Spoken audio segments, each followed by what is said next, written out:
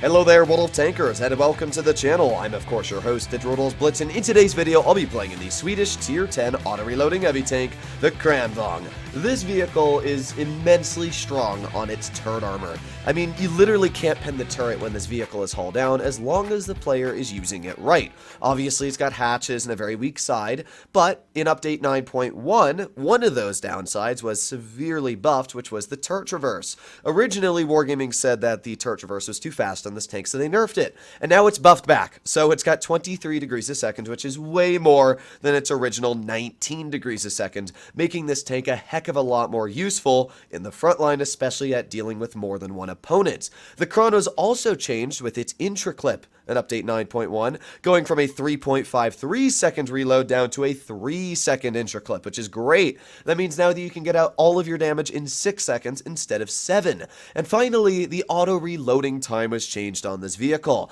Shell 1 is now the longest reloading shell, and Shell 3 is now the fastest reloading. So Shell 3, with the added-on 3 second intra-clip, takes 10.87 seconds, compared to Shell 1 taking 12.5. In total, that means that the Kron actually has pretty decent DPM on its last shell, and that's how you want to use the tank, is store all 3 shells, shoot once, reload the final shell, shoot once, and then if you need the other 2 shells or you want to dump out your damage, that is when you should use the overall DPM and take it away on the Kron.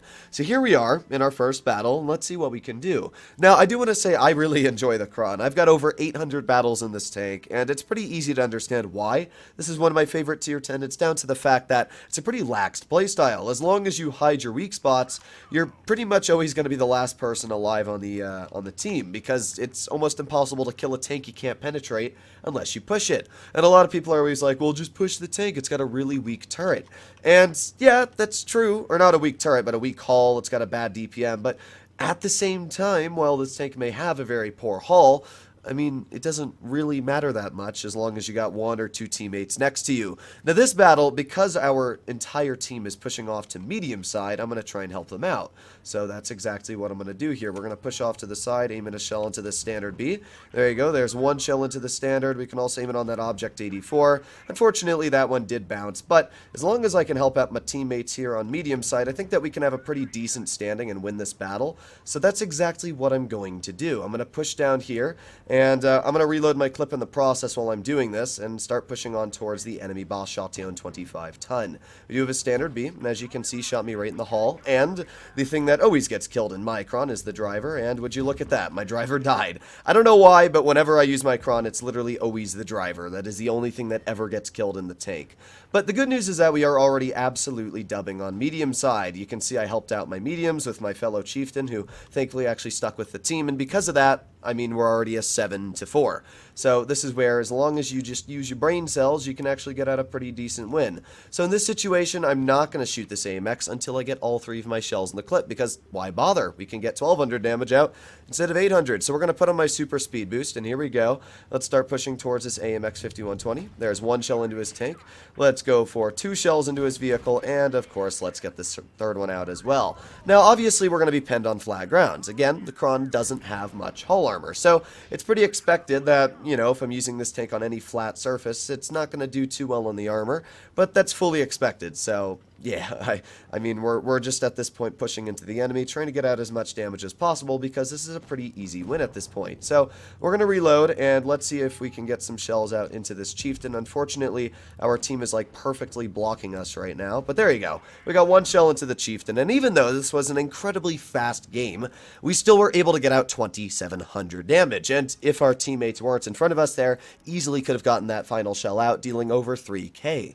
This is a good example of, even when you're in a situation where the Kron doesn't have the most DPM and it's out of its comfort zone, you can still deal pretty good damage at 2700, and this was a game where, I mean, we literally just pushed and pushed and pushed. Sure, we could have done probably more damage in a 5A, a WZ-113 that have much higher DPM, or an E6, but, I mean, we still got away with what we did. We were able to get some shells into the opponents, and we even missed one of our shots in the rear of that Object 84 that we could have fired at the TVP 5051 or something else. So the Kron definitely gets out decent damage. You just have to prioritize where you fire your shells. Now, on a map like Normandy, that is a basically only hull down map, the Kron is a different beast of its own. So what I'm going to do is I'm going to push right up towards mid, Actually got a fellow Mystic member in this game.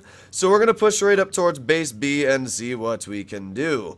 Now, what does the enemy team have? Well, let me say that. And then they got a 215B, they got a 260 Pike, and a WZ-111-5A. Okay. They also got an Object 140, an E50M. Okay, I mean, they got some strong tanks here and there, but I'm not too worried. Right now, we're just focusing on reloading our clip. Now, the only thing I do really want on this vehicle is a higher top speed. I don't know why Wargaming can't give this tank a top speed of like 40, because it really should be a bit faster. But there you go, one nice shell already into the enemy, and now we're just going to reload our gun as if it's a single shot vehicle. So 3 more seconds left. 3, 2, 1, and here we go. Let's get another shell into the 5A.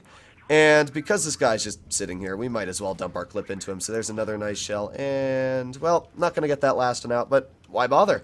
Our last shell's reload is actually the longest out of all the 3. So I can just sit here, wait for my second shell to reload, which we just got back. And now we can wait another 7 seconds for my next shell. The enemy team has no tank destroyers, so it's not like I really lose anything if I poke this hill. So we're just going to wait. And there you go. We've got all of our shells loaded into the gun, which means now we can just poke or, you know, bounce them too. That works, I guess. Behind us, we got a WZ-120. Alright, well, let's reload. 5 more seconds. 4, 3, 2, 1, and here we go. Alright, so let's start, well, we got the 260 in the back, and that's incredibly easy damage. There's 2 shells, and let's go for that 3rd shell as well. There you have it. That's a full clip from a Kron, and this is where the vehicle just feels insane. I mean, we're sitting here, hull down, uncontested. We've already dealt 2,200 damage. This 2 and 5B is basically fresh meat for us, so let's get another shell into the side of the 2 and 5B.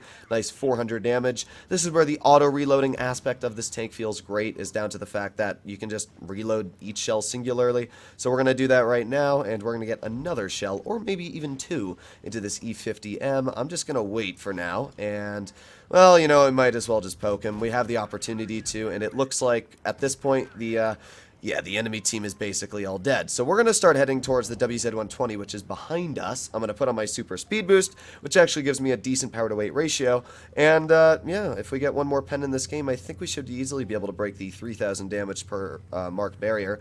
So let's just aim in on this WZ, and come on, show me your side. There you go, nice shot. Unfortunately, I tried to get my second shell in that clip as well. But even then, we were still able to break 3,000 damage, showing the Kron again in its pretty good habitat.